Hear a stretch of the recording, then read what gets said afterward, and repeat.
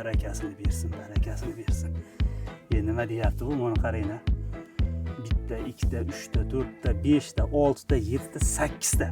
Bitta shodasida 8 tadan hosil beradigan Alfagro kompaniyasini, ya'ni aynan nomi Grazon deb nomlanadigan pomidorlarni sizlarga taqdim etyapmiz.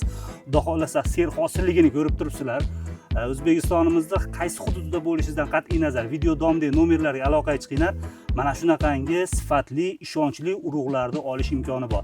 Hozirda sizlarga yana bir ma'lumotni berish uchun bir donasini ichini kesib ko'rsataylik. Ichi ko'kib qolgan, oqarib qolgan deydiganlar uchun. Buni qaranglar, qanaqangi holatda.